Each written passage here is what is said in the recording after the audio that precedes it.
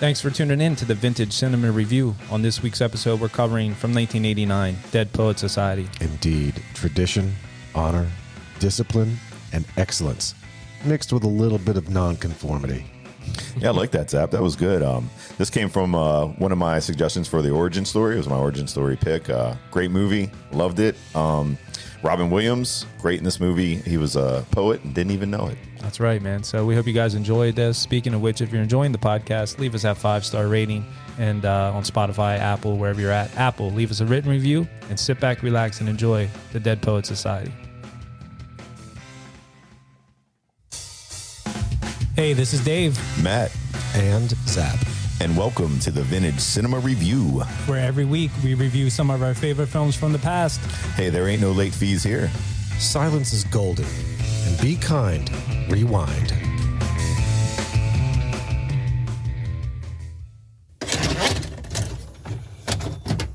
Hey guys. How's it going? Hey, what's going on? Nothing. Hey, we're back in the basement. Yeah, long time no see, huh? I've missed it so. Yes, I hope everybody's doing well. What do we got going in today? We got Dead Poet Society. That's a good movie. I was going to say, this may or may not be a favorite of yours, Matt. Yes, I do. I really enjoyed this movie growing up. Still to this day, to go back and watch it, I think it's actually more relevant, I think, today. I don't know. I don't know what you guys thought as being older. Yeah, I definitely know I saw this when I was much younger. And I remember I really liked it. I didn't remember much of the storyline. So it was cool to watch it now as an adult. Yeah.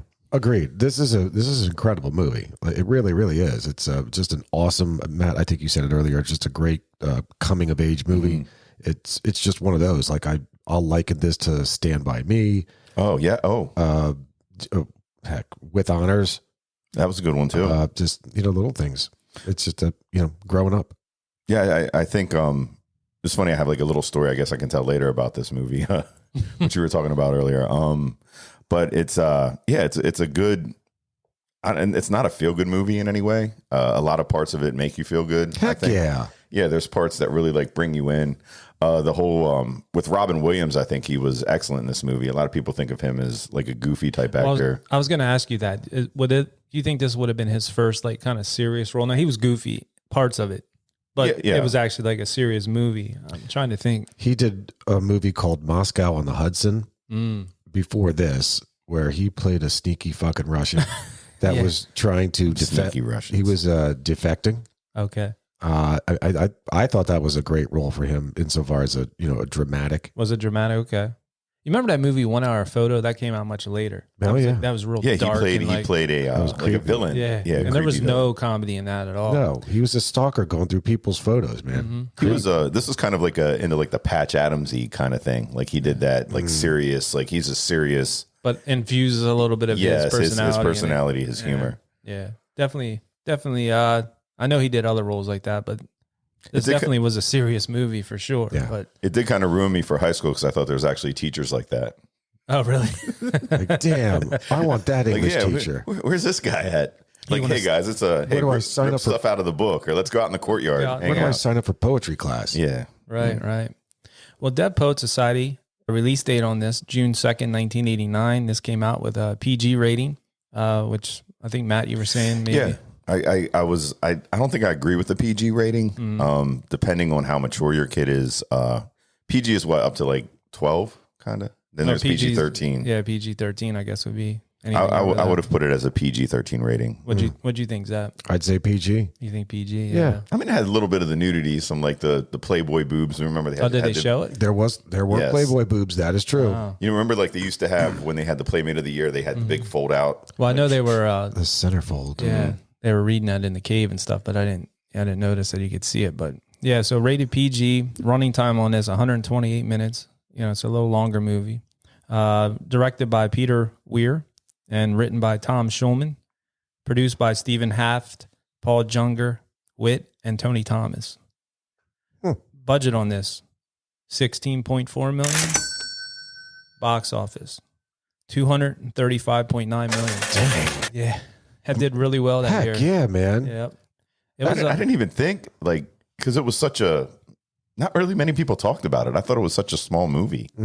I guess it obviously did well. I mean, I saw it, would have been like on video I don't remember going to the theater to see it, but Yeah, I for damn sure didn't go to the theater for this, but I surely did watch it on video. yeah, that cover art and everything, I remember even to Them this carrying day, them. like I just see that. I can see, I remember that being a big thing back then. I think I might still have this on VHS. Oh, really? Yeah. Wow. That's part of the vintage cinema right there. That Should have is. brought it. So filming on this, it began in November of 1988, and they were done about January of 89. So, you know, what, 3-4 months, I guess. Not bad. They actually filmed this at a real school in Delaware. It's called St. Andrew's School. And, Yeah, you could tell that. I don't think that was like a soundstage or no, yeah. That's right. I had they that just as a brought fun that in. fact. Right. St. Andrew's Boarding School. Yep. And Everett Theater in Middletown.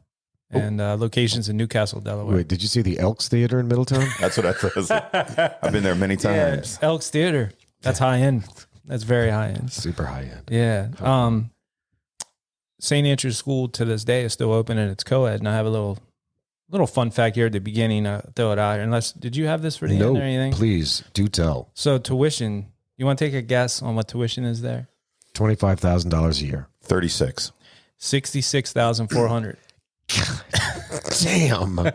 See, that's dollars, Yep. not pesos. 66.4. Holy cow. No, well, go ahead, Dave. Jesus. I was just gonna say, but they do have a ton of grants. What is this, Ovid?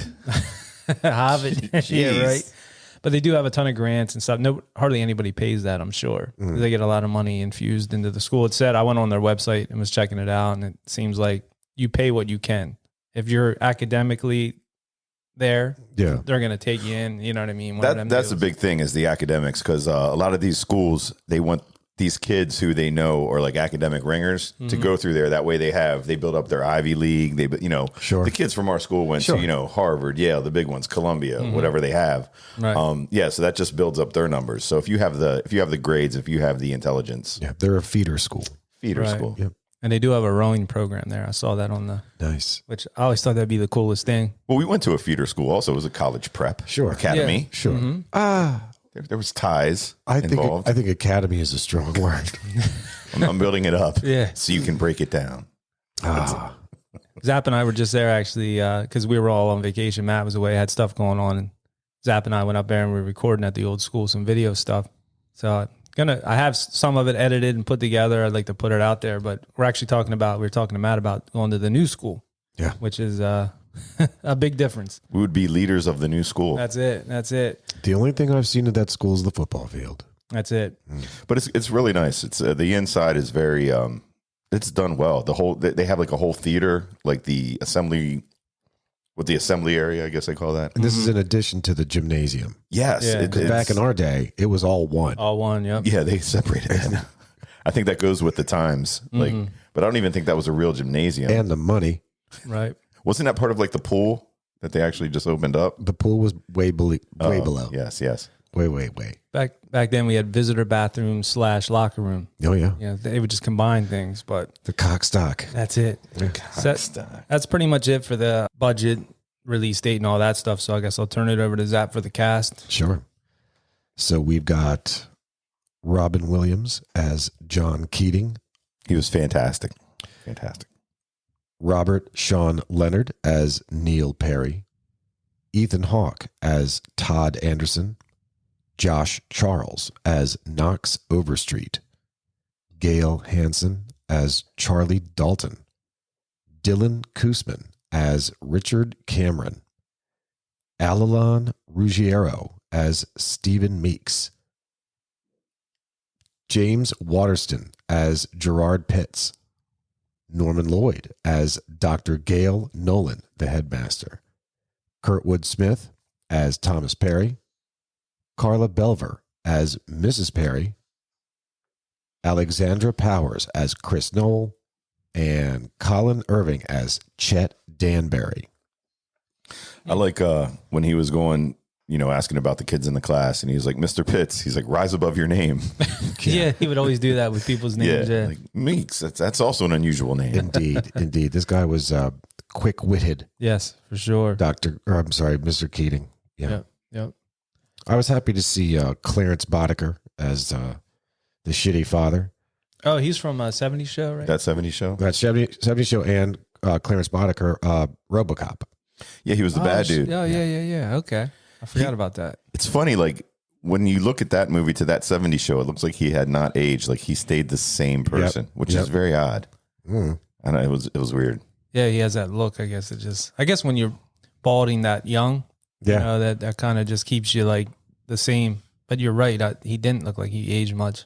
That's probably a good 10-year difference. Yeah. Black don't crack. That's it. Is he black? No. Oh, okay. Not even close. Yeah, he has a weird look to him. He kind of reminds me of who's the brother that plays weird roles of the redheaded dude, the director. Ron Howard. Yeah, Ron Howard's brother. That's who I kind of get them two mixed up. They have that same look. Clint Howard. Clint Howard. Yeah. He always plays in like weird B movies. Who's Clint Howard? I'm sure I know him. You got to give me one example. He's always like he's never had like a big role. I think he's in Waterboy. Wasn't he in Waterboy? Yes, he was. He has like an odd look. If you see him, I mean, I hate the finger box. I trust you. I'll look it up. So I guess that's it for the cast and all that stuff. So Matt, you got a synopsis? Yeah, I do. We just picked this up here for Dead Poets Society film synopsis. A new English teacher, John Keating, Robin Williams, is introduced to an all-boys preparatory school that is known for its ancient traditions and high standards. He uses unorthodox methods to reach out to his students, who face enormous pressure from their parents and the school. With Keating's help, students Neil Perry, Robert Sean Leonard, Todd Anderson, Ethan Hawke, and others learn to break out of their shells, pursue their dreams, and seize the day. Dead Poets Society. Nice. That's it in a nutshell. Yeah, pretty much. We just did the whole movie for you guys, so just go check it out. You're Directed welcome. by Peter Weir. Yep. Made a shit ton of money. Add to that 200 and some million they made. Out of what was it again? It was like what 16 16.4 mil. and then 235. That really did shock me when I saw that number, because usually a movie like this, 30, 40 maybe? I would think double. You know, It feels like it's almost like an indie film, but it's not. Yes. I mean, with Robin Williams and Ethan Hawke, I mean, that alone is going to be, it's some decent names there. yeah, But Ethan Hawke was just he looked so young. I know. at that time. So he was 19 in this movie. Is that what he was? Yeah. Because he looked 19, but he could look like he'd be 15. You know, But 16. Interestingly enough, if you look close enough at those boys, that like some of those face shots, like they all had pimples. Oh yeah, yeah, they did when they got up. Yeah. Yeah, unbelievable. yeah, definitely all looked young. I recognize, like, I know his name. I know Robin Williams, obviously the guy from 70s. I didn't know. I know him from stuff, but I don't know his names. But all these other guys, I don't know the names, but I know the faces. I've seen them in things. You know what I mean? But yeah. So Zap, you want to kind of steer us through the movie? Yeah. So this one, we're all in this together. Just some quick talking points here. So it's the late 50s, and another year of school is set to begin at Welton Academy, where tradition, honor, discipline, and excellence are the cornerstones of the curriculum. John Keating, the new English teacher, has arrived. This is like first day of school stuff, right? Mm-hmm. All the kids are showing up. We're introduced to the characters one by one. These guys get together. They're meeting up in their rooms. This is actually reminds me a bit of Harry Potter. So yes. Because every goddamn year at Harry Potter, they get a new dark arts professor, professor of the dark arts, and every year, again, new different teacher. This one, it's same thing. They introduced John Keating. Like I'm waiting for him to pull a cauldron out of his pocket. The school looked like it also. Like owls and old shit. That's what it is. Yes, this school definitely reminded me of Hogwarts. You can almost smell it through the screen, like the old wood and the. Yep. You know what I mean? It just Old wood, pipe tobacco, just cool stuff, man. Yeah, that's back. Like teachers and parents were smoking at that time. Always. Everywhere. Yeah, just teachers walking around with smoking a pipe. Absolutely. Cigarettes. Everybody smoked. Like that was cool. I like that part. I guess going into the movie a little bit, but the kids, whenever the guys are hanging out with their friends, like somebody sharing a cigarette and stuff like that, which just reminds me of being a kid, like when we were growing up. Absolutely, absolutely, it does. I like the bagpipes in the very beginning too, and they were like tradition. Yeah. Which I also thought that was going to be a McDevitt thing, but it was not. Bagpipes? I was very disappointed at that. Yeah, we didn't have bagpipes. What, like in the band? No, like I thought when we walked into school, you're like, boom, boom, boom, boom, boom. Like, wow, carrying banners and stuff.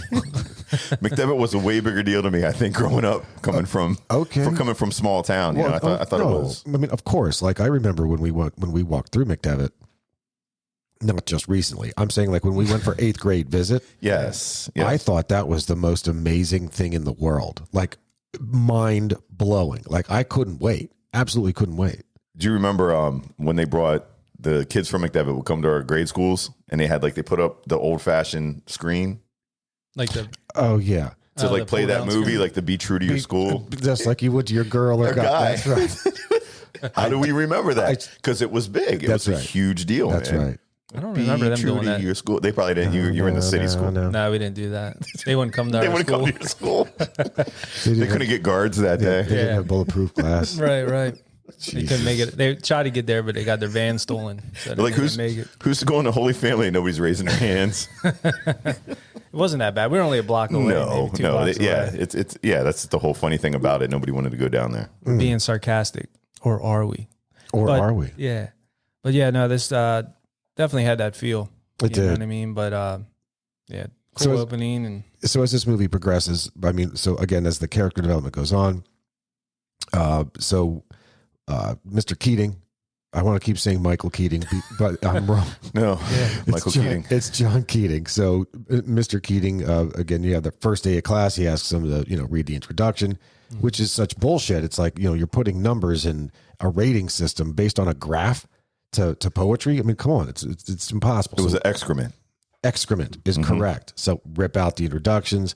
The one guy, Knox Overstreet, is invited over his family friend's house where he meets that hot chick. Oh yeah. Chris Noel. Is it? Yeah. Chris Noel. Which I thought this was another cool part from, being guys growing up. Like he sees this girl and he's just like, he's speechless. And I think absolutely smitten. Yeah. And I think, from us coming from small schools, like I had 8 in my class. I don't know how many you had in yours. Yeah, probably 10. I know you had a small class. Wait, you mean girls? 12 to 15. Yeah, like you're growing up with the same girls the whole time. There's like 20 some total in the But going to McDevitt, like you see that that like girl that like sitting next to you, or you walk up and you go into class and you like stare at this girl and you're just like I've never seen a girl that pretty, or right. You know what I mean? Like you just get it. It's weird. It's like one of those things I think of growing up where you see somebody and you're just like, wow, like there's other girls out there besides the 4 in my class. Yeah. That's correct. It opens you up to like this whole new world, a whole new level, and even like and so much more rejection. Right. More and more rejection. But see, that's what this movie, like the whole carpe diem, the whole seize the day thing. As you're older now and you look back on this movie, you watch it, you're like, why didn't I do that? Yeah. Or I could have done that. Yeah. And that's just like things that you don't know at that age. I was so much younger then. I'm older than that now. But just to be able to go back and be like, I should have asked that girl out, or I should have, went out for that play or whatever, if you're into doing that. And then I thought that was like really cool with this movie. Definitely was. And you're right. I didn't really, at that age back then, I wouldn't have thought about that stuff. Like, you see it in a movie, but you don't really have the balls to do it. Yes. To go do things like that. Now, as an adult, if you could talk to your 15-year-old self, just go do it, or 15, 16, whatever. Please do me a favor. Change the timeline. Go do this. Go do that. Right. But the high school thing, you're so right, because you can totally change yourself from 8th to 9th grade, because now, like, people that know you as a certain way through 8th grade, maybe a girl will never, or you won't look at a girl, she won't look at you a certain way, because they just know you as that kindergarten kid picking their nose or doing whatever. You get to high school, and all of a sudden now you're starting over fresh. Yeah. And somebody's looking at you totally different and stuff. So it's cool. Yeah. And that's actually a part that my son came walking in. He was watching with me, and he seen, I don't know, they were going to where they had the pep rally or whatever, because who was that? Who was the guy that liked Noel? Knox. And he's seen him riding his bike and seen all the kids like partying, getting ready for the big game. And he was like, who's he? He's like, oh, he's looking at that girl. And he was like, oh, he likes her. And I was like, yeah. And then he's like, oh, he's with the football player guy. And I was like, yeah, that's, you see that through movies and through life. Yeah, that's how it works, kid. Yeah. But he's like, no, he's like, that kid's probably really smart, right, Dad? And I was like, yeah. It's like, it's hard for the smart guys. But I was like, no, that's not me either. So I don't know where I fit in. I don't know. There has been a renaissance. I mean, it's shifted. So I mean, when we were kids, we would call them nerds, but the nerds are the coolest ones in the school anymore. They're You're running right, the world, yeah. man. Yeah, it's wild. It's hip to be like that now. Yeah. Hip Matt, to be square. it like is. Huey Lewis. Matt, I think you really hit the nail on the head, though, that this Keating, like he really continues to just inspire these students. Like he just keeps telling them, like, you got to go do your best. You got to excel, achieve. Like, don't sleep on that. Go out, go do these things. Just be active. Get out of this mindset of, conformity, and like you get out of your little box. Go out there. That whole theme is what resounds through this whole movie. Like that's really what makes this a feel good. Like again, despite some bad things that'll happen, but Right. that's really what my biggest takeaway is that again, that coming of age. This is these kids are now being inspired to be and motivated to be more than they ever thought they could be. Which other teachers that were in the school, they looked at Mr. Keating as being somewhat dangerous later. Yeah. Because he was inspiring. And they're like, what you're teaching them, if they fail, what's their life going to be like? Teach them, stay on the straight and narrow, be a good kid, study to be a lawyer, and everything's going to be okay. But he was telling them, whatever you feel you want to do, go for it. Because you only got one life. Right. What do you say? Pick ye rosebuds while ye lay, or something like that. They used a lot of poetry in this. They did. Which I was trying to get all like smart about. I was like, oh yeah. Alas, I was not familiar with the poetry. Yeah. Yeah. A lot of Walt Whitman in this. Walt Whitman. Yeah. Yeah. Walter White. Well, as the boys grow fond of Mr. Keating and his unconventional methods, they learn that while he was a student at Welton, he was a member of a group known as the Dead Poets Society. Though reluctant at first, the surreptitious thrill draws them in. The boys restart the club. Yeah. Yeah, it was a cool scene. Yeah. Like when they go down to the cave that night and all that, and they're out. Yeah, it was cool. That was very Harry Potterish also. I thought it, Dude, they're walking through the Forbidden Forest Yes. wearing cloaks. Cloaks. Wearing black cloaks for Christ's sake. now, where does one find one of those? Because those, Well, Shallow has that. no, cloak. not the cloak, man. Those, He does. I'm saying those coats that they had. Like, where does one find that? The coats. That was a nice coat, man. And they all wore them. The blue ones with the those Yes, little with the knobby. knob tie. Yeah, Yeah. I'm sure you could like at a uniform store, That's like $1,000 coat, man. Yacht club, Those maybe. things aren't. yacht club. Yeah. Okay. No, I don't think you can buy a coat at the. Maybe you can. You could buy a sport coat. Sport coat. At the yacht club. Yeah. Ahoy polloi. Well, they have that uniform store for the schools, Flynn and O'Hara. I'm sure that they were back then too in the 50s. I'm sure that's where they got their stuff. Flynn O'Hara. We're giving them a big shout out right now. Yeah, so, true. Yeah. Well, that's the only uniform store I know around here. Put on your pants for $60 for your 10-year-old. They're Damn. But you have to get them from there. Oh, that's true. Yeah, they have they have it cornered, man. although fun fact, Ooh. the Eastland shoes, they're a brown leather shoe that they sell there. You can buy on Amazon, and they're like way cheaper, and they're the same shoe. So Oh, I thought you were going to say it's the Look shoe at that that. King Charles wore, like the Pope. no, Same company. OJ wore 'em. No, Okay. they're Carl Kanai. yeah, Carl No. Kanai, Bruno Mali. That's it, Bruno Bruno Mali. Mali's. But they're Not Giorgio Bertini. You No. can get those confused. no. I heard another brand the other day. A guy was talking about Z Cavarici. You remember those jeans? Nope. Yeah, they were like No, that must be a merry-go-round thing there. might have been. They were like high. Like they Did came, you say merry-go-round? Yeah. Nice. but those Eastland, they're like a brown dress shoe. Now in high school, you have to wear them. Now I don't know about the grade school. I don't think at the grade school locally here. St. you have to wear Catherine's, them. they can be anything. Most of the kids take the Just Sperry's. still. Sperry's or whatever. But when you get to the high school, they require a specific shoe. You can't wear like any other shoe. So you can buy that specific shoe cheaper, like way cheaper. So go on Amazon. If your Yep. kids are attending any kind of private schools, I don't- public, same. Yeah, Some bargain shopping. that's right. Nice. Find those deals, man. That's it. Quick fun fact about that cave. Did you know that was fake? The whole cave was made. It was from Goonies. This would clearly explain how they had multiple cameras, microphones, and all sorts of stuff down there. So yeah, I would agree. Yes, it was made. I would not be surprised. They did a great job though. It looked like a real cave. It did, yeah. That was back this movie's 30 some years old. So this movie is 30 some years old, and it was set 30 years earlier. This In the came out in 50s. '89, and it was set in '59. 59, yeah. Wild. Wild, man, just wild. Almost as wild as the school year progresses. we find Keating's teachings motivating the boys to find their own voices, to question authority, and to become their own persons. I mean, that's really what we had talked about earlier, right? This is a guy like no other. These kids have never seen a guy like this before. I mean, what do we see? We see each of these boys just coming out of their shell. For example, Knox continues his pursuit of Chris, right? The jock's girl.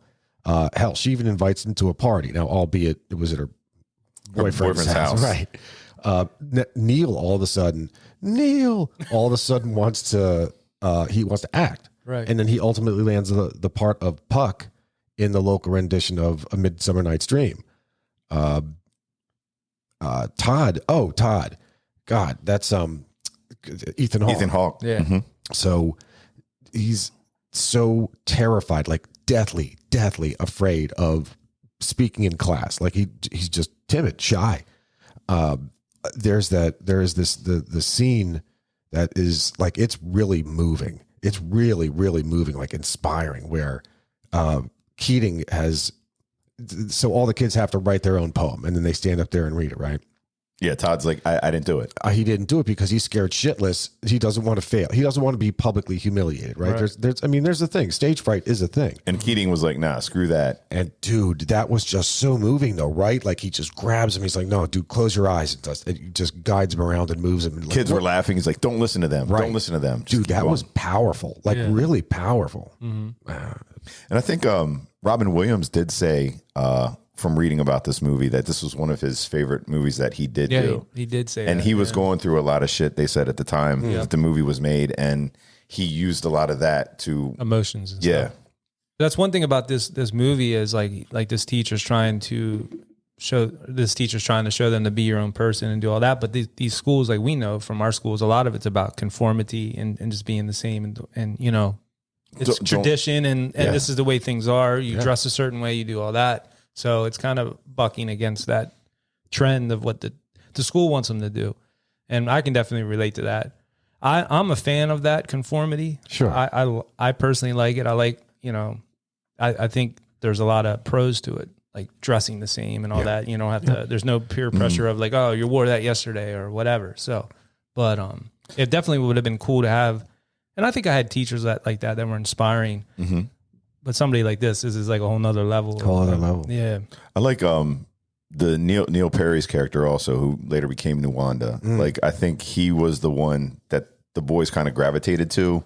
Like, he was kind of a leader in his own sense, but he was always the one that wanted to, like, he was so inspired by Keating that, like, you know what, man, you're right. No matter what I do here, like, why stay in this conformed? Because a lot of the other boys were so scared of like what could happen, you know, being expelled, getting kicked out, getting in trouble. Charlie became Nuwanda. Was that Charlie? Yeah. Oh, Neil was. That's right. Neil Perry. Neil's Puck. Puck. Sorry about that. Yeah. Yeah. The bad guy. That guy from that '70s show. His kid. His dad. Right? Yeah. Neil Patrick Perry. So who was Nuwanda? Nuwanda was Charlie. Shit, yeah. Charlie Dalton. Charlie Dalton was the one that I was talking about. So just not for nothing, Knox Overstreet and Charlie Dalton look like they look like twin brothers. Very similar, yeah. I kept getting them confused kind of when I would see parts. But the Knox part was funny too, because they kept on getting him confused with somebody like, oh, it's Mutt's brother, Mighty Mutt. Oh, that's right. They had him drinking. Here's to Mutt. Yeah. Here's to Mutt at that. Yeah, that's right. At her boyfriend's party. And speaking of that, so the boys soon learn that there are consequences to their fearlessness. Even Mr. Keating himself is instructed by the school's headmaster to cease his unconventional teaching methods and stick with the curriculum. So look, it's one thing to be, this is case in point, Dave, you know, when the headmaster is saying to Keating, like, look, man, these kids are here to learn. It's like DJ Jazzy Jeff and the Fresh Prince. You know, you go to school to learn, not for a fashion show. Right. Flip your jacket inside out and do all that. That's right. So these kids are here to learn. Just give them the curriculum. Do what you're told. These kids will figure it out. They'll go off to college. They'll all become lawyers and doctors and businessmen move and on all with that their shit. lives. Right. They'll figure it out then. So, yeah. And here it is. Like, you know, Keating, good job teaching these kids to come out of their shells and to be something special. But there is consequences to that. Like, you need to know when to ring that in a bit. Like, so Knox attends that party, and what's he do? He gets loaded, and he ends up kissing that girl while she's passed out. He didn't kiss her. You make that sound like very like He kissed her. He kissed her forehead. He kissed her on the forehead. That still kissed her. I'm not saying he was Frenching. But then That was foreplay. but then the guy's like, oh, but see, I don't even see that part either. Like the guy's like, oh, That's Mutt's brother. What's Mutt's brother doing? Yeah. And then her boyfriend gets up and gets all mad, starts punching him and stuff. And he's like, whatever, man. So I'm assuming those kids were like at a public school, like a local public school. That's another correct. high school. Okay. Yeah. And Knox got knocked the fuck out. Which, I mean, Knox checking out this school with like, all of these kids and everybody going back to his school, which is like all boys. Mm-hmm. Like there's 30 kids in your class. Yeah. One of those things. They did say like in the beginning, like our school graduated the first year of 5 and now they were up to like 80 or something that went to, you mean that went to like an Ivy League school? Mm-hmm. Or they saying 70% went to an Ivy League, but it's a small school. Yeah. Because not many people are paying $60,000 a year. No, right. They are not. Well, that's like Notre Dame price, man. That's college. Like, I think Villanova, somebody told me, is like 70. Jesus Christ. So, I mean, that's real money. mm-hmm. You better get into a good school. I took my oldest daughter to visit Villanova. It's a beautiful campus. It's very nice. Catholic school. But yeah. We have good friends that went there. And, actually true. And yeah. their kids went to check it out. So. Oh, so what else are these kids doing to push the envelope? Oh, Charlie, the Nuwanda. There, yeah. Charlie publishes an article in the school newspaper demanding that girls be admitted to the school. And he ends up getting busted for it because he's the publisher. Right. Like the buck stops with him. Yeah. Of course, he does do that thing with the phone call. Yeah. That reminded me of Real Genius. Yes. Yeah. Absolutely. Ken. This is God. Stop playing with yourself. That's right. He gets a paddling, and he also is asked. That's a paddling. Mm-hmm. He's also told to dime out all of the other members of the Dead Poet Society because he put that in the article, like on behalf of the Dead Poet Society, blah blah blah. Girls should be admitted to the school. But Charlie ate it though. He didn't mention anybody. That's correct. He took it. He said if something happens, because they were pissed that he even put that in there. Yeah. Because it wasn't discussed with the group. So when Charlie put that out, they were like, what the hell are you doing? We're going to get in trouble for this, which they did. But he said, if they do, I'll just take the blame myself. Nobody will know about it. I wanted to ask you guys about that paddling part. So Corporal punishment.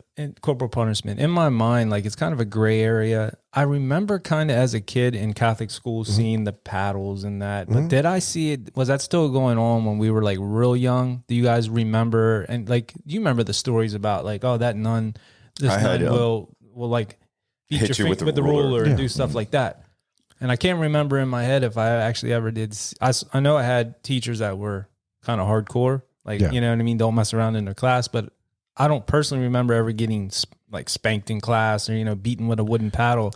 I'm just gray on that. I remember getting pushed up against the wall a couple of times, but that's, look, I can promise you that to like stand straight or something or calm it down or stay in line or get, don't fall out of line or whatever.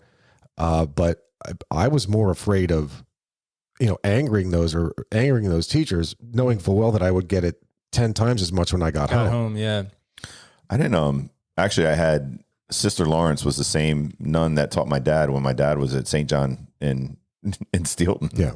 So, Sister Lawrence would hit you on the back of the head if you were like not paying attention. Like slap you up. Yeah. Like hit you. Oh, so I had plenty of those for sure. Yeah. But nothing, there was no corporal punishment type. Yeah, there was never official spanking or paddling. Paddling. Like that you saw a paddle come out, right? Or like a ruler. That's like a big thing with like fraternities and stuff. You know how you hear something so many times, you're like, did that happen or didn't it happen? And just I know that it's the maybe Mandela effect. Mandela, you're right. Yeah. The Berenstain Bears or however that is, but. I always think like maybe it was like 20 years before we were that age. You know what I mean? Before we were in school, maybe that was going on, and just because of the talk of it. I feel like I remember it happening, but probably didn't then. Like a teacher would punch you if you're like not paying attention at school. Yeah. And then you go home and your dad like beat you up and stuff like that. Now I know spankings would happen at home. You get your ass beat at home. A lot of kids, myself included. I learned, but I learned how to like forge my dad's signature very well. I remember growing up in Catholic school. Also, when the teacher said, when are your parents going to be home, Matt? I'll be like, oh, they'll be home at like 3:30. So then they call and I'd answer the phone. Like, you had that voice back then. Yeah. That's great. They're like, I was like, I'm going to beat his ass when he gets home. And they'd be like, oh, no, don't do that. Don't do that. I was like, yeah, don't call here no more. That's hilarious. Yeah. That's great. Yeah. You Why should have didn't had I a think little. to do that? You should have had a little gig going with that deep voice. You could have like posed as people's parents. I didn't They have give that out your voice phone in number. 8th grade. It was going in and out. Late bloomer. It was Like, how's it going with that? Yeah, all of our voices were cracking. Yeah. Right, Not right. until 10th grade, I don't think. Then it Ninth- came in like still that. 9th. Oh, maybe. I don't know. Yeah. Mm. Oh, and then, now I'm sorry. There was one final one here. Again, there's consequences for stepping out of line here. So Neil went and got that role as Puck in the play, and he comes back from practice one day to find the old man sitting in his room waiting for him, and like his dad's like, no nonsense, like you don't have time for this. And you saw it early on in the movie with this guy, that his dad was just like a real strict, super strict father. Like, and it's that concept of, well, I didn't have this when I was a kid. I had to bust my ass to make this for you. Now you have to do what I'm telling you to do with it because I know that this is best for you. Right. Right. So yeah, but Neil doesn't want that. Neil wants to, act. Mm-hmm. Okay, great. No, says his father. Hell no. In fact, I don't give a shit that the play is tomorrow. You are quitting tonight. It's done. Right. You're not going to do it. But I think that's that 1950s type vibe because those dads are like, what, World War II vets. Sure. Then they're having their kids and like, I didn't have nothing. They're, like this is what we don't have what these other kids have. And this is what you're going to do. You're going to be a doctor. You're going to be a lawyer. And I think that's why, those kids are going to that school for a reason. It's not like their parents are like, we're putting you through this so you can be an actor or so you can go out there and be like a starving artist. There's no, you know what I mean? Right. I would think that's a harder thing to get into than, not that it's not hard to become a doctor or a lawyer or whatever, but to become an actor, I would think like even back then, it's probably like one in however many, it's not, you're not going to make, but maybe he's thinking money wise, this guy's thinking passion wise, like this is what I want to do. I don't care if I make money, probably, which was the Keating thing, was, he was the one like, what's your passion? What do you want to do? Like, life's too short to become a doctor or become a lawyer. Right. Makes sense. Unless you're going to, if that's what you want to be, do it. Yeah. But yeah. That's a good point. Good point. Well, Neil's play soon becomes the focus of the movie. Keating encourages Neil to talk to his father to convince him of his passion.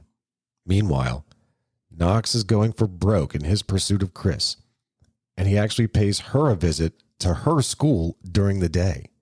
So can you imagine that? Like, you did that. Didn't you go after some chick at some other school? No, I never went into another school. Sounds like a murder. She was out of school, that girl. Oh, okay. Yeah. Was that your senior year? Is that the one that you took to the That's right. She was prom? out of school. My junior year, actually. Oh, okay. She was, she was already a year out. Wasn't she like in a cosmetology school or something? Or I don't know where she might have been in Hack then or something. She was in college. She might have been in Hack, but she was working at a local it's convenience college. store. Hack is college. She was at a convenience store, real pretty girl. Like I used to just go in there and I would see her, and one day just some stuff was going on with my girlfriend. We broke up or whatever, and I was like, screw it. I just went in. I did see her. Carpe diem. The day. Seize the day. There you go. And I like, she had seen me in there. I went in. I was like, I come in here all the time. I think you're real pretty. Would you go out on a date with me? And she was like, yeah. And then later I was like, would you go to the prom with me? And she's like, yeah. Oh, So She like 24. she was 19 then, I think. Okay. When I was Dang. 19 or 20. So that's funny. how old were you? 17. He's only 17. Well, once again, Kip Winger. Yep. That inspired me. Kip Winger. Winger. Before it even came out. No, that do you remember I brought that one girl to Kramer's one night?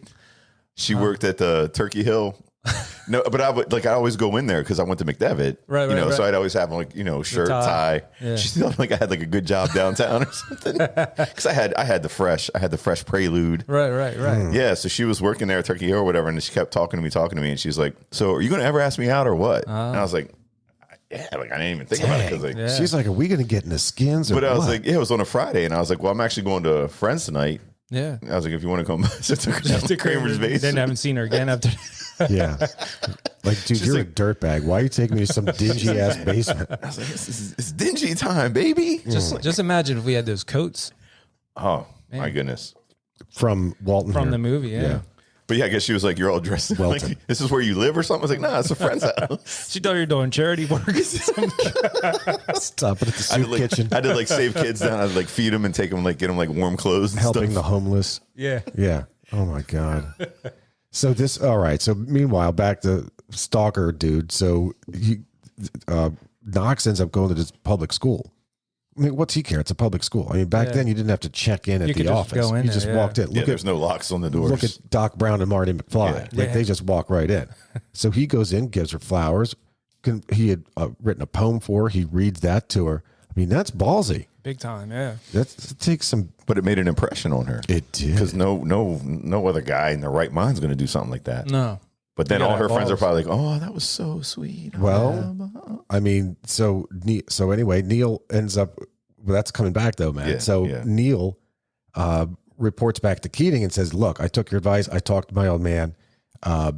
He's not happy." That was lies. Yeah, correct. That was all lies. All lies. Mm-hmm. But see, why would he tell Keating? And Keating was suspicious too, the way he was talking. It's like, this is my last time acting, but he said I could pursue it, and Keating's there like, man, that sounds weird. Yeah. Man. Something's up. Oh, just he's okay with it tonight, but he's going for 4 days. But he'll be back, and I'm okay with it. And Keating just like something's off. Mm-hmm. He knew. It's a lie. Yes, but lies. In a welcome surprise for Knox, Chris Noel comes to his school. Like, so she now comes to the boys' school, and that night accepts his offer to go out to see Neil's play. Yeah. I like the way his friends were there looking at like, oh my God, this girl. Yeah. Who is this girl? Yeah. And then they're like, oh, for you. She's here for you. Yeah. But then he said the same thing. Like, what are you doing here? You got to get out. I'm going to get in trouble. She's like, shit, you came to my school. Yeah, coming to yours. Cool scene out in the snow when he's but your school's included with tax dollars. I had to pay to come here. Our doors go like this. That's over right. here. The only gripe I had with this movie, honestly, I mean, it sounds small, but the fake snow was bothering me.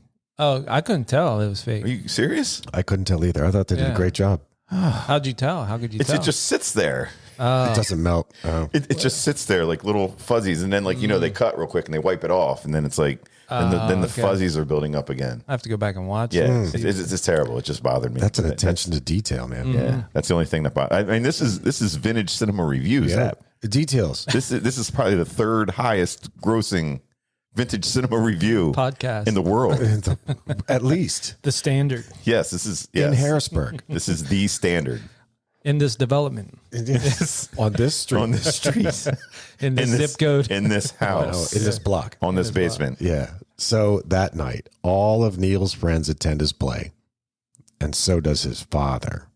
Now, despite a brilliant performance, Neil's father is not impressed. Now he's back there like Vader, man. He's like, yeah, dude. And Neil's scared shitless. He did. He started backing up. Yeah, man. When he saw his dad out, like coming in the hall there or whatever, and the lady's like, "You're on, Neil. You're on."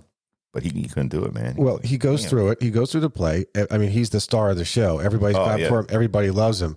I mean, he's on cloud 9, right? Like he is. This is the happiest moment of his life. He finishes the play. There's the old man waiting for him. Just walks him out. Yeah, doesn't get to talk to his friends. No accolades from anybody. He just takes him right out of the theater and takes him home.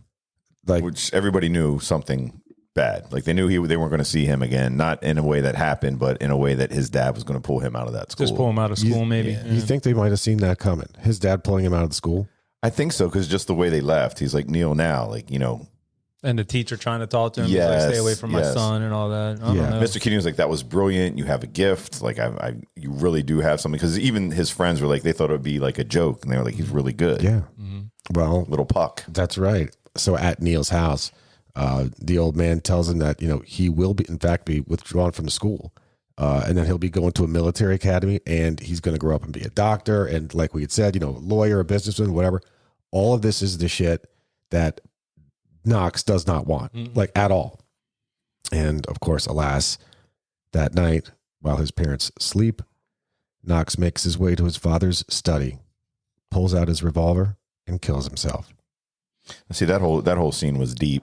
Did they like? I know his dad woke up and was like, "What was that noise? sound?" Did they play a sound? No, I didn't hear a they sound. didn't. You didn't need to hear it. You didn't need to hear it. It's implied, like you're hearing. His dad woke up hearing a gunshot, but you didn't hear the gunshot. And fun fact: while dead, clearly all you saw was a hand. You never saw a bloody corpse. You never saw anything like that. Yeah, the head. You don't want to see the head blown out. Right, which is why I think it was okay being PG.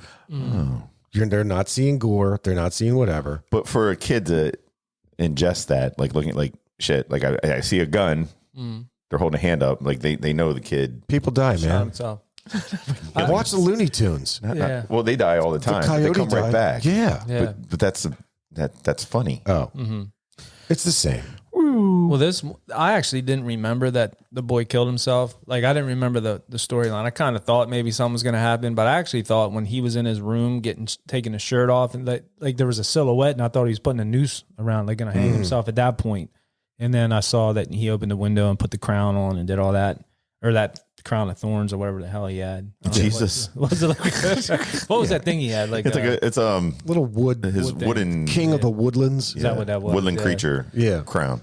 But Puck. So I kind of thought it was going to happen, and then I was like, oh, maybe not. Maybe he's just going to run away. I forgot about that part, which is crazy. I mean, it's a huge part of the movie. Maybe I blocked it out. No, I had forgotten that he shot himself. I thought so when he opened up the window, he's standing there looking out, and he's got no clothes on or whatever, just his Sprite hat. Right. So he's going to freeze himself. I thought he was going to jump out the fucking window. Yeah, I didn't know. I didn't remember. I knew he killed himself. I just forgot how. But what struck me about that part is the way the mother was. Like, she was sitting there like a 50s housewife, quiet, didn't say a word. Nope. The dad was there telling you're going to do this and you're going to do this. Yeah, she knows her place. She was just there like so quiet, and Passive she knew about her son didn't want to. He didn't even want to be at that academy he was going to now. Right. And then she just like came behind him before when the dad left the room. Then she could finally talk and just said, get some sleep. You'll be fine in the morning, whatever. And it was just, and then what was going through his head at the time, like he was so far done with everything to get to that point. And then that's what I thought was like a real, just made the movie like a bummer. For sure. But a good movie. I mean, I mean, he should have ran away. It's into, like, truly the woods, an inspiring movie to this point. Spriteland creature. Just lived in the yeah. woods. Yeah. Yeah. that would have been ideal. Ideal for Neil. Yep. No more. Keep going. So, devastated, Neil's friends are left to pick up the pieces. Todd, who was Neil's roommate, takes the news the hardest.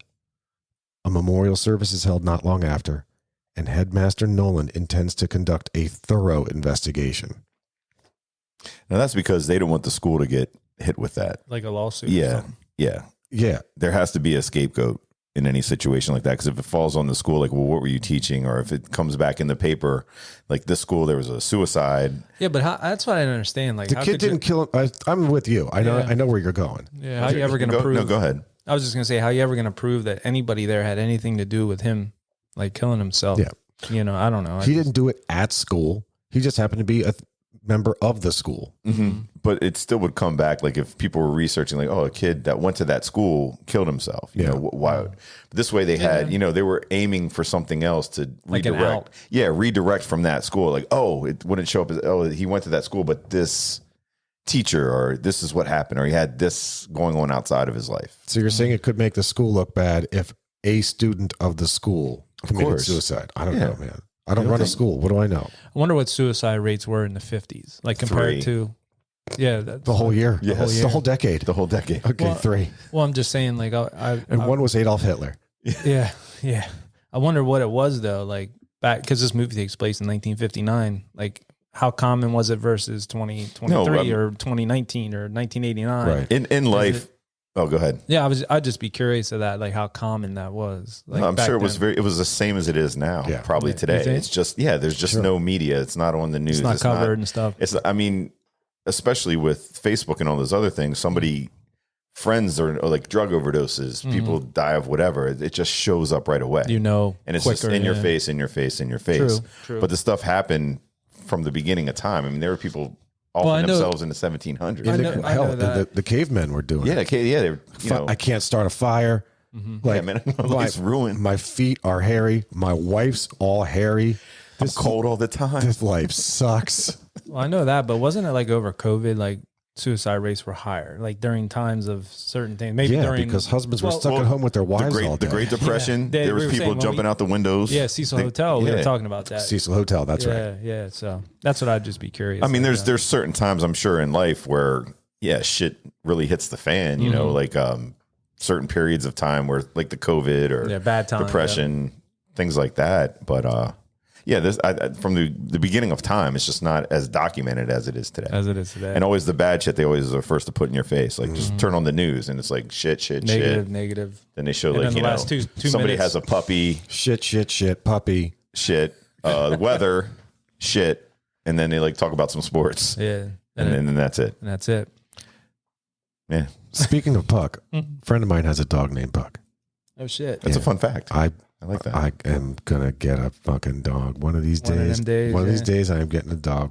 So, as Matt had indicated, they need a scapegoat. They need something, and Cameron spills his guts to Nolan and encourages all the other members of that Dead Poet Society to do the same. Right? He's Cameron's a rat. Cameron is a rat. He's a rat. Charlie gets expelled for not ratting. It's because he punched Cameron in the mouth. Well, he punched Cameron in the mouth, and he was again like he's confronted with by Nolan. Like, look, you need to agree to this, or you're going to be kicked out. Charlie says, "All right, fuck out. I'm gone." I'm out. Yeah. But the others ended up ratting out Keating. In fact, all of those boys had to sign an affidavit, right? So the school basically typed up the story. This is what happened. This Keating guy was telling all of these other kids to, go against the norm and go against the grain and stick it to the man and all kinds of stuff like this. And, he's a teacher. He's a person of influence, certainly a person of influence. He's getting you all, revved up and ready to go. We're taking him out and just sign right here that this is exactly how it went down. Mm-hmm. But to say the other boys ratted out Keating, I don't agree with that statement. I think that they were forced. They walked into this room at 17-year-old boy. Yeah. Your parents are there. Sign the damn paper. You're staying in this school. Yeah. We're not supporting this teacher. We don't even know who he is. He just came in this year. We don't even know. Yeah, he's telling you guys to go into a cave with women and read nasty books and say poetry that's so bad and rotten. Okay, you're fair. I will agree. That ratting out is wrong because they only needed one story. They just needed the other boys to corroborate it. Yes, they all wanted them to just say, "Hey, sign here," and they're like, "This isn't what happened." But their parents are like, "Shut up." Yep. Sign the paper. Let's go back to school. Let's get rid of this Keating guy. Get a good English teacher in here. Michael Keating. Yes. Michael P. Keaton. Batman. Yeah. Batman. Oh, is it Michael Keaton from Family Ties? Michael P. Keaton, yeah. Michael P. Keaton. Michael P. Keaton. Mr. Keating is fired. All right. Yeah. Keating's gone. He's fired. He gone. Let me stand next to your fired. Headmaster Nolan takes over teaching Keating's class. And on his last day, as Mr. Keating collects his belongings while Nolan continues to teach, Todd informs Keating that he and the other boys were forced to sign that affidavit. And in the final scene, Todd and many other students in the class who'd been impacted and inspired by Keating stand on their desks and salute him. "Oh, Captain, my Captain." Tears. Yeah. I guess it's about that time. Fun facts. Oh, God bless them. I miss those. yeah. So fun facts. You want to start that off, Zap? Sure, why not? Yeah, go ahead. So, fun fact, in order to get those boys in that movie to bond, the director actually had them all room together while the movie was being filmed. Yes. I read that also. That's very cool as shit. I think that's cool. Well, that's just to show that they needed to build that bond. Yeah. Because you don't have a roommate. You could see if they were talking about other shit besides let's film this movie. I wonder if That was really good. But I wonder if, as the movie went on, if they started just thinking that Cameron was an asshole because he was going to rat out Keating. From the very get-go. Yeah. Like, dude, you suck. Did you notice the girl from Goodfellas that was running the Coke in the baby's diaper? She was one of the girls that was in the cave. Oh, really? Yeah. I did not notice Yes, that was her.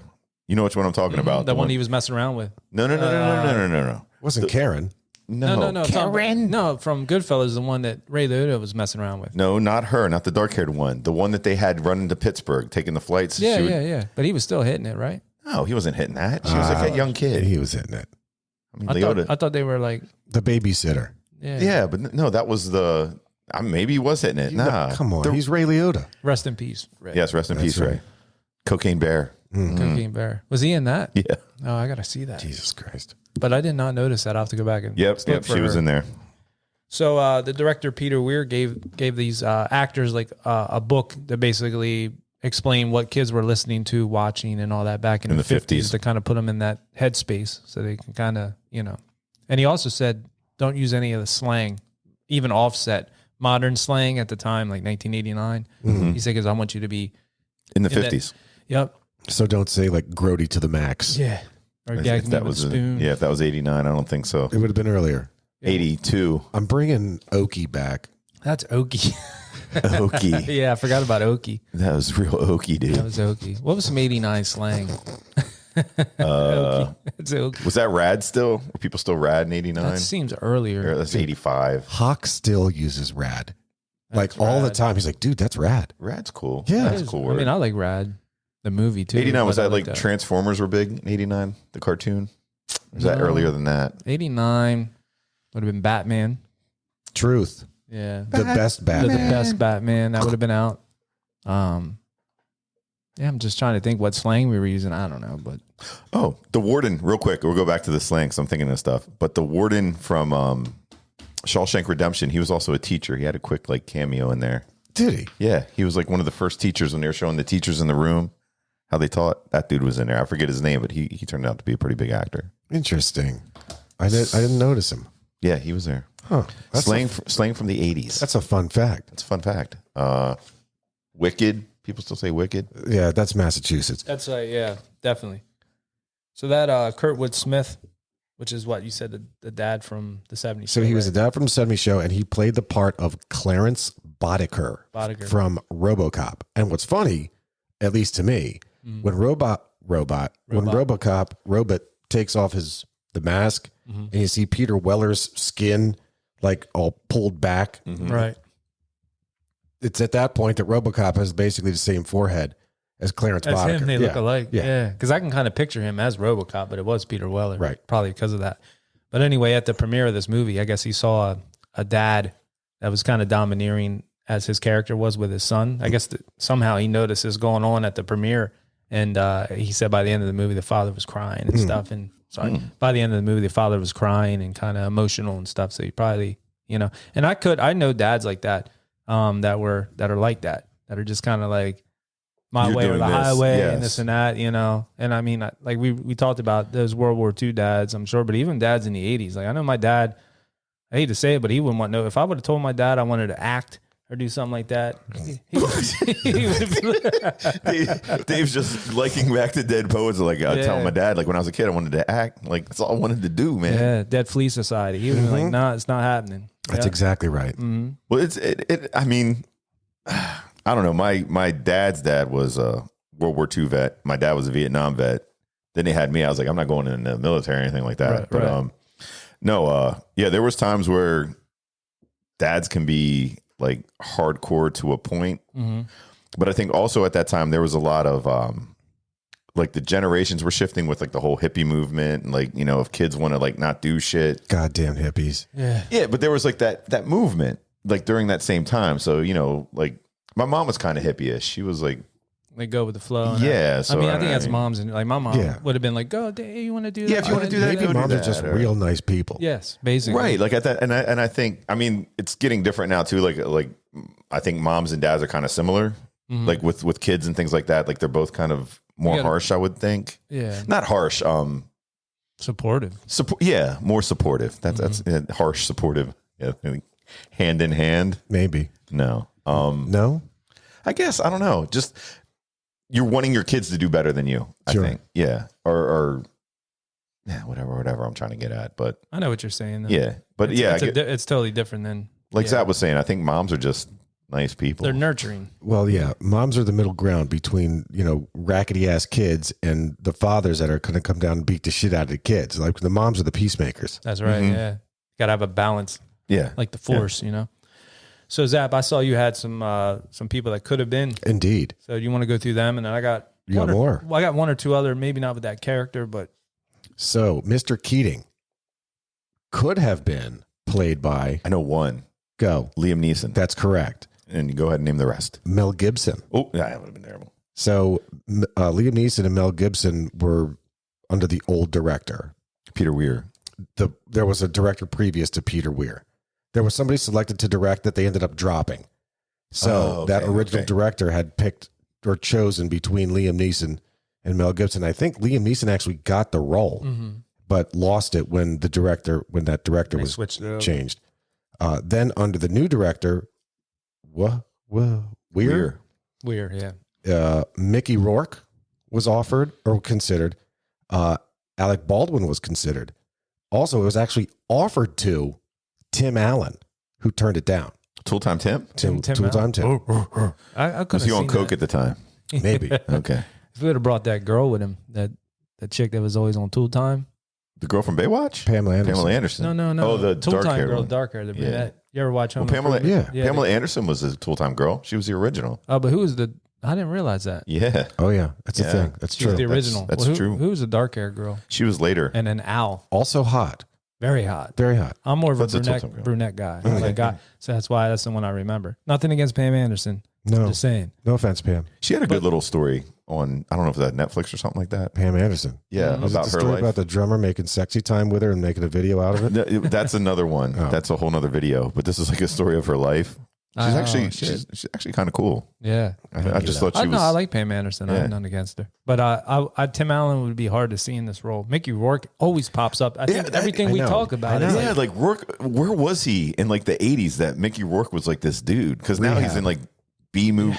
Well, he's so jacked up now, Yeah. like on Yeah. drugs, I'm telling and you, he he's does in all kinds rehab. of plastic surgery. Yeah. And maybe that's why like now I'm picturing him as Mickey Rourke. I see like in the You see now, tabloids and whatever yeah. with his face pulled back, and I'm like, what the hell? But I guess at the time the guy was, but didn't he win an know. Academy Award for The Wrestler? I don't know. You don't Did you- even know. Did you, You see don't that? even Did you, know. did you guys see that I movie? did. Is that where he was like working at a deli and stuff? Yeah. Yeah. He won an Academy Award. I mean, that was a genius movie. Yeah. It was a good movie. That was good. I forgot about that. But Peter Weir actually directed a lot of these movies. Witness, Oh, and Harrison Ford. Yep. Mm-hmm. The Amish. Mosquito Coast, Fearless, The Truman Show was a Peter Weir movie. Master and Commander, and that had Mel Gibson in it. So Peter, he had a pretty good career. Did that as a have Mel director. Gibson or was that with the other guy? Master and Commander, I think, was Mel Gibson. No. That was Russell Crowe. Thank you, Russell Crowe. Crowe. Oh, yeah. Good one. Good one. So that original director was Jeff Canoe. Kanew. No news. Does he have a cologne? Canoe. Yeah, Canoe.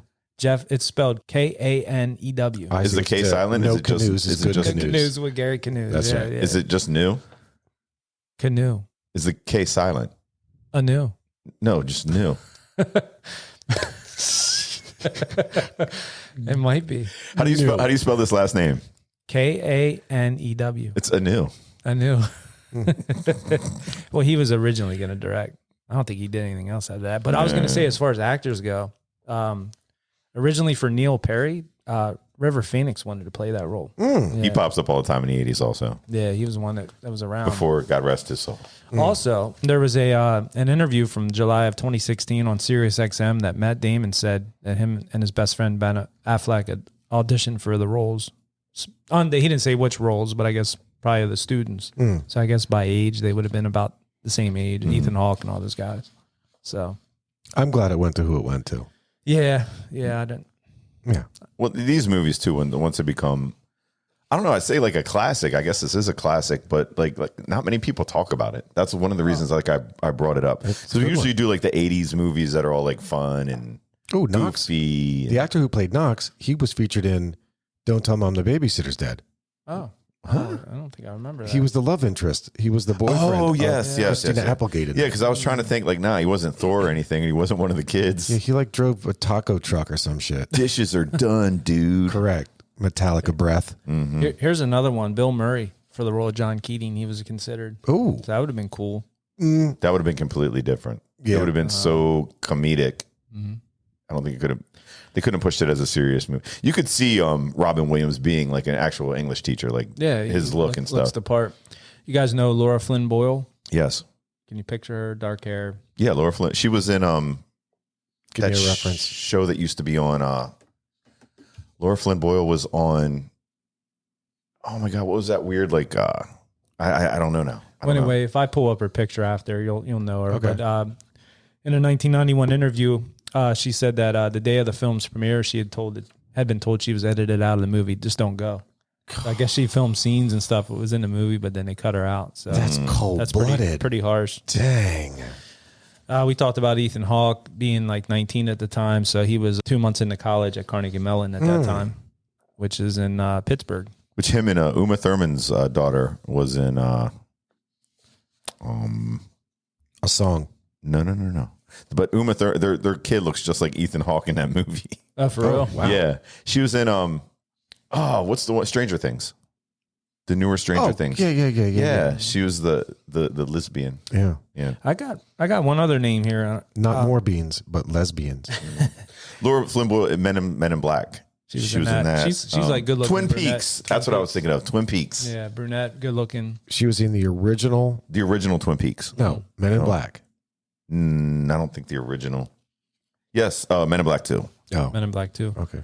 I got another name here. The part of John Keating was originally intended for Dustin Hoffman. He could have nailed that. He was too old of an actor. I don't.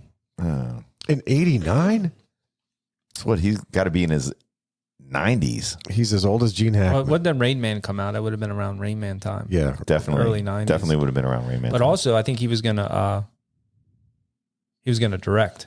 It says here it would have been his directorial debut. Yeah, so maybe he was gonna direct and be in it. I don't know, but that would have been wild. But I could have. He's a great actor, so I could have seen him do that. Yeah, he's up there with the good ones. Yeah, you talked about Mickey Rourke and Tim Allen. That's pretty much all I got as far as names. But No, just one of the, like Zap said about how they had to live together and stuff. I thought that was interesting. I read about that. And like you they said, did that with what was the movie? The Outsiders. They made them do that. Yep. They lived together. pretty smart. Here's things another. to the time, sticking with that. Here's another cool fun fact. I don't know how true this is. So the movie, as we saw with the budget and the payback, was real popular. They're going to make a sequel to this, and they were planning on it with Todd Anderson following the footsteps of the mentor, which would, Oh, and but I so guess he becomes the next Mr. Keating. pretty much. Interesting. But the cast, obviously, probably when they were planning this, by then that cast went on to do other things, and Sure. probably couldn't get them back, and they weren't able to make it happen. I would have liked to seen like a thing, spin off of that, like a young Keating, like what he was like growing up. Yeah, Like a prequel. Yeah, prequel. They're pretty popular. That would But have been Best of Times, maybe. yeah. That would have been a live poet society. Life Poet Society, right? Yeah, you're right. But there's been like the other day I had, I don't know, what Jaws was on for a little bit, and I was looking at Jaws and I was like, man, like the prequels to that, like prequels to that. To Jaws? Yeah. There are prequels to that. No. Like when he was a little fish? No. Little Nemo, No, Finding Nemo. Finding Nemo. No, the characters in that. Oh, like, Rob Schneider. Not Rob Schneider. What's his name? Roy Scheider. Animals. Roy Scheider. Roy Schneider. No, not even his. Not Like that you like can do it, guy. Yeah, that guy. You can do it. like Quint's You can do backstory, I think would be like really cool. Or the other dude, Richard Dreyfuss. Because Like, they're all old at the Yeah. time and stuff. yeah. I Like get what Richard you're Dreyfuss comes as like this rich dude, has his own boat. All that. Like, what was his story like before that? Was their boat the Orca?